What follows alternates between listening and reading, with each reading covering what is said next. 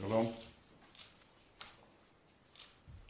In recent days and weeks, Hamas and the other terrorist organizations in Gaza have made normal life impossible for over 1 million Israelis.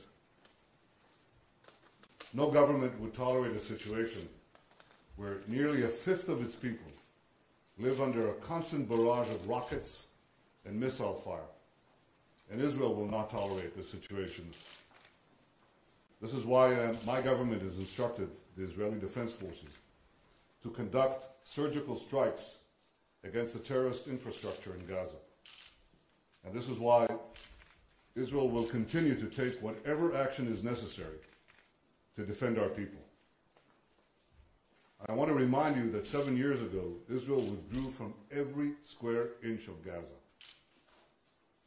Now, Hamas that took over the areas we vacated, what did it do? Rather than build a better future for the residents of Gaza, the Hamas leadership, backed by Iran, turned Gaza into a terrorist stronghold. They fired thousands of rockets at our cities, at our towns, at our civilians, at our children. They've smuggled thousands of rockets and missiles into Gaza. And they deliberately placed these rockets and missiles in civilian areas, in homes, in schools, near hospitals. This year alone, they fired over 1,000 rockets and missiles in Israel, including close to 200 rockets in the last 24 hours. I'm stressing this because it's important to understand one simple point. There is no moral symmetry. There is no moral equivalence between Israel and the terrorist organizations in Gaza. The terrorists are committing a double war crime. They fire at Israeli civilians, and they hide behind Palestinian civilians. And by contrast, Israel takes every measure to avoid civilian casualties. I saw today a picture of a bleeding Israeli baby. This picture says it all.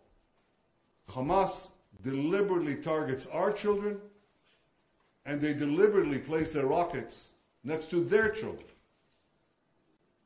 Now, despite this reality, and it's a very difficult reality, Israel will continue to do everything in its power to avoid civilian casualties. I have to say that from my talks with world leaders, I have the clear understanding that they have a clear understanding of this. Yesterday I spoke to President Obama, and I briefed him on Israel's operations. I want to express my appreciation once again to President Obama for his unequivocal, clear-sighted support for Israel's right to defend itself. I also want to express my appreciation to the other world leaders I've had a chance to speak to in the last 24 hours, to President Hollande of France, to UN Secretary General Ban Ki-moon, to EU Foreign Secretary, Foreign Minister Catherine Ashton, and to the Quartet representative Tony Blair. I want to thank them for their understanding of Israel's need to defend itself and Israel's right to defend itself. In the past 24 hours, Israel has made it clear that it will not tolerate rocket and missile attacks on its civilians.